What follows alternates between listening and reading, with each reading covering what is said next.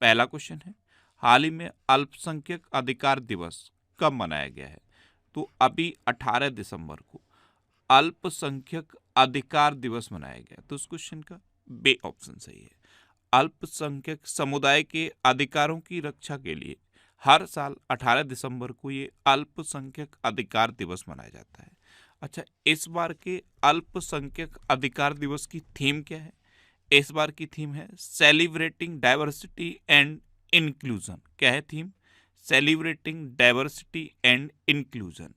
अच्छा, ये जो अल्पसंख्यक अधिकार हैं, इनका वर्णन संविधान के किस अनुच्छेद में किया गया है? ये क्वेश्चन कई बार एग्जाम में पूछा गया है। तो संविधान के अनुच्छेद 29 में अल्पसंख्यकों के अधिकार की बात की गई है। अच्छा, 18 दिसंबर को ही अंतर्राष्ट्रीय प्रवासी दिवस भी मनाया जाता है। अब इम्पोर्टेंट डे वाला क्वेश्चन है, तो अभी 1 दिसंबर को विश्व एड्स दिवस मनाया गया और विश्व एड्स दिवस की थीम क्या थी? Late communities lead. बीएसएफ स्थापना दिवस भी 1 दिसंबर को मनाया गया। 2 दिसंबर को विश्व कंप्यूटर साक्षरता दिवस, राष्ट्रीय प्रदूषण नियंत्रण दिवस और अंतर्राष्ट्रीय गुलामी उन्मूलन दिवस मनाया गया। 3 दिसंबर को विश्व विकलांग दिवस मनाया गया। 4 दिसंबर को भारतीय नौसेना दिवस मनाया गया। 5 दिसंबर को विश्व मृदा दिवस और राष्ट्रीय स्वयंसेवी दिवस मनाया गया। 6 दिसंबर को महापरिनिर्माण दिवस मनाया गया। 7 दिसंबर को सशस्त्र सेना झंडा दिवस और अंतर्राष्ट्रीय नागरिक उड्डयन दिवस मनाया गया। 8 दिसंबर को बोधि दिवस मनाया गया। 9 दिसंबर को अंतर्राष्ट्रीय भ्रष्टाचार विरोधी दिवस मनाया गया। 10 दिसंबर को मानवाधिकार दिवस यानी कि ह्यूमन राइट्स डे मनाया गया। और इस बार की ह्यूमन राइट्स डे की थीम क्या थी? Freedom, equality and justice for all. अच्छा, 11 दिसंबर को अंतर्राष्ट्रीय पर्वत दिवस और यूनिसेफ दिवस मनाया गया। 12 दिसंबर को सार्वभौमिक स्वास्थ्य कवरेज दिवस मनाया गया। 14 दिसंबर को राष्ट्रीय ऊर्जा संरक्षण दिवस और 16 दिसंबर को विजय दिवस मनाया गया। तो दिसंबर में अब तक इतने इंपॉर्टेंट डे मनाए गए हैं, ये आपको याद रखने हैं। अच्छा, आज की इस वीडियो का हम टारगेट रखते हैं 40,000 लाइक का। तो अगर ये वीडियो आपको अच्छा लगता है, हेल्पफुल लगता है, तब आप इस वीडियो को लाइक और शेयर जरूर किया करो। और मैं आपको भी बोलता हूँ, डेली मॉर्निंग में उठकर सबसे पहले अपने लिए एक टारगेट फिक्स करो। चाहे छोटा सा ही टारगेट फिक्स करो, लेकिन डेली मॉर्निंग में उठकर सबसे पहले अपने लिए एक टारगेट फिक्स करो और फिर अपना पूरा दिन उस टारगेट को अचीव करने में लगा दो। आपकी लाइफ ऑटोमेटिकली अच्छी हो जाएगी। नेक्स्ट क्वेश्चन है, हाल ही में किसने पहला सीनियर नेशनल स्नूकर खिताब जीता है? तो अभी सौरभ कोठारी ने पहला सीनियर नेशनल स्नूकर खिताब जीता। तो उस क्वेश्चन का सी ऑप्शन सही है। ये हैं सौरभ कोठारी और इन्होंने ही अभी पहला सीनियर नेशनल स्नूकर खिताब जीता है। नेक्स्ट क्वेश्चन है, हाल ही में संपन्न खेलो इंडिया पैरा गेम्स 2023 में कौन शीर्ष पर रहा? तो अभी खेलो इंडिया पैरा गेम्स ये नई दिल्ली में हुए हैं। कहाँ पे हुए हैं? नई दिल्ली में। और इनमें पदक तालिका में हरियाणा टॉप पर रहा है। तो इस क्वेश्चन का बे ऑप्शन सही है। हरियाणा ने टोटल 105 मेडल जीते हैं, जिसमें 40 गोल्ड मेडल हैं, 39 सिल्वर मेडल हैं और 26 ब्रॉन्ज मेडल हैं। तो हरियाणा 105 मेडल के साथ टॉप पर है। दूसरे नंबर पे उत्तर प्रदेश है। उत्तर प्रदेश ने 25 गोल्ड मेडल, 23 सिल्वर मेडल और 14 ब्रॉन्ज मेडल यानी कि टोटल 62 मेडल जीते हैं। तो इस बार के खेलो इंडिया पैरा गेम्स 2023 में हरियाणा टॉप पर रहा है। अभी हरियाणा सरकार ने अभिनेत्री मीता वशिष्ठ को मनोरंजन नीति परिषद का अध्यक्ष नियुक्त किया। हरियाणा के नए डीजीपी के रूप में शत्रुजीत कपूर ने कार्यभार संभाला। हरियाणा सरकार ने विधुर और अविवाहित लोगों के लिए मासिक पेंशन की घोषणा की। हरियाणा ने 6ठी युवा महिला राष्ट्रीय चैंपियनशिप जीती है। स्टार्टअप 20 शिखर सम्मेलन गुरुग्राम में हुआ है। और हरियाणा में भारत की पहली हाइड्रोजन संचालित ट्रेन चलेगी। हरियाणा सरकार ने पद्म पुरस्कारों के लिए 10,000 रुपये मासिक देने की घोषणा की है। नेक्स्ट क्वेश्चन है, हाल ही में किस देश के शासक के निधन के बाद भारत ने एक दिन के राजकीय शोक की घोषणा की?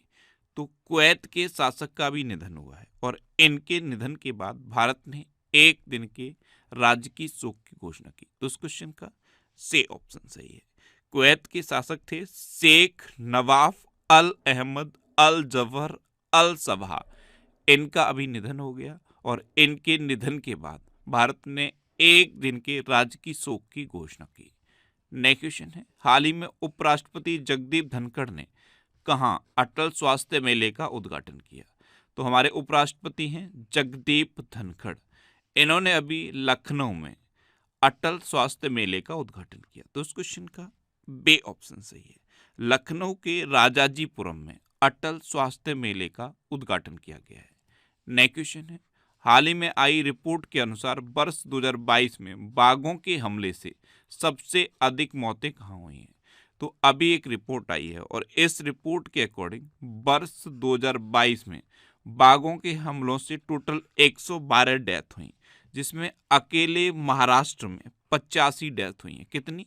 85। तो बाघों के हमलों से डेथ के मामले में महाराष्ट्र टॉप पर रहा है। तो इस क्वेश्चन का ए ऑप्शन सही है। अब महाराष्ट्र टॉप पर है तो अभी पुणे ने सबसे बड़ी पढ़ने की गतिविधि का गिनीज वर्ल्ड रिकॉर्ड हासिल किया। एफडीआई प्राप्तकर्ता के रूप में देश में महाराष्ट्र टॉप पर रहा है।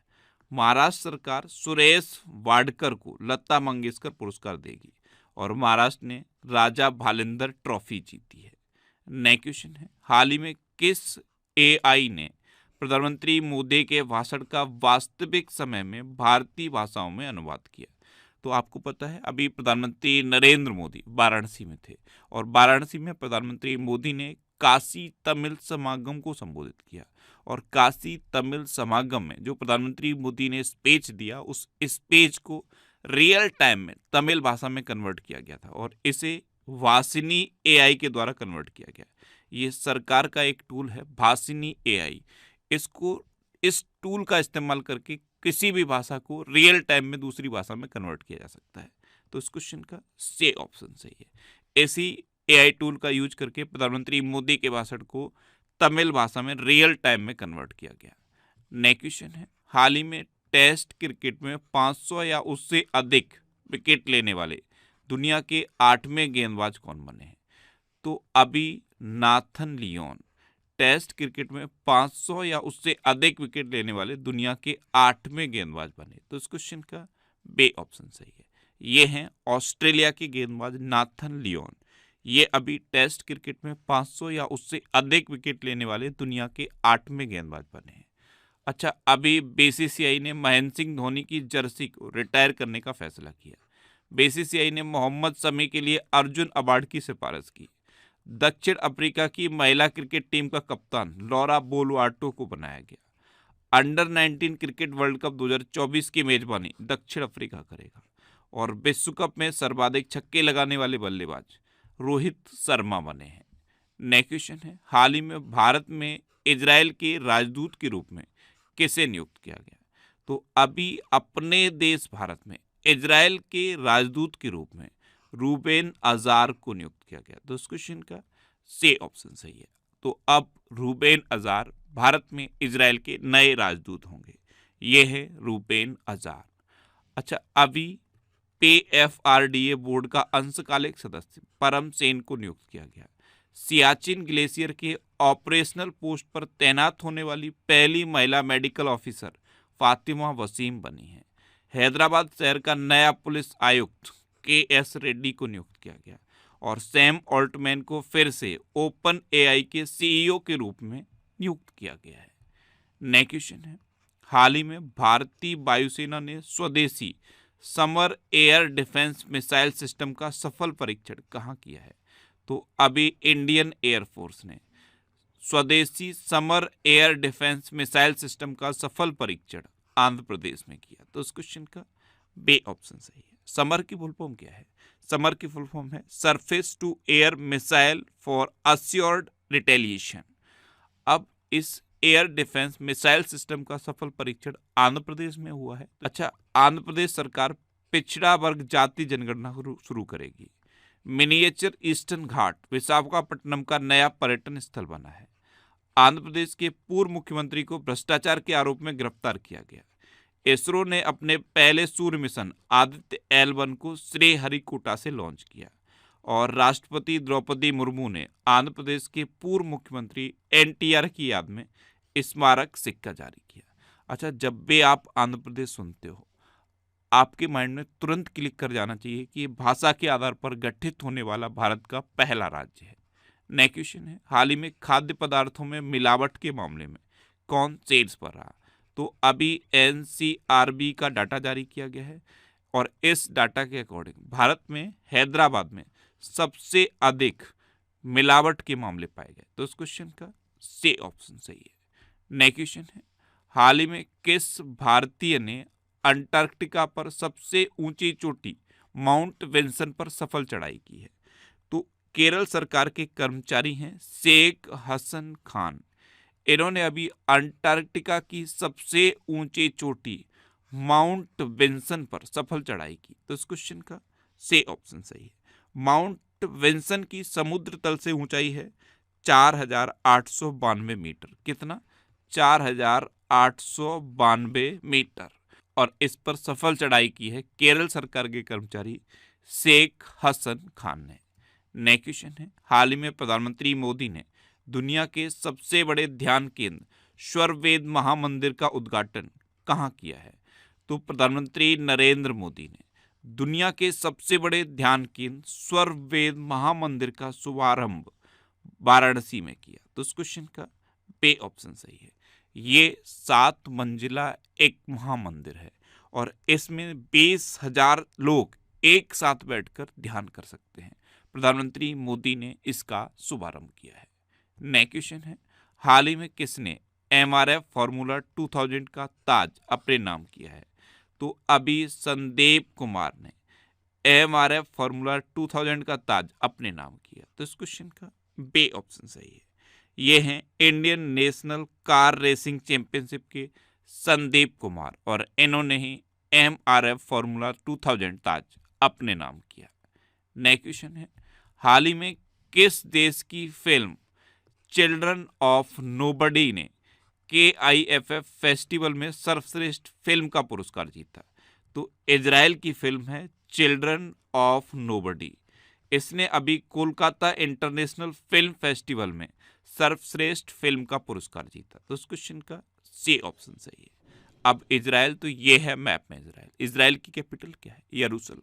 इजराइल की करेंसी क्या है? Israeli news cycle. और इजराइल के प्रेजेंट टाइम पे प्राइम मिनिस्टर कौन है? Benjamin Netanyahu. अच्छा, अभी इजराइल ने हमास के खिलाफ जारी लड़ाई को ऑपरेशन आयरन स्वॉर्ड कोड नाम दिया।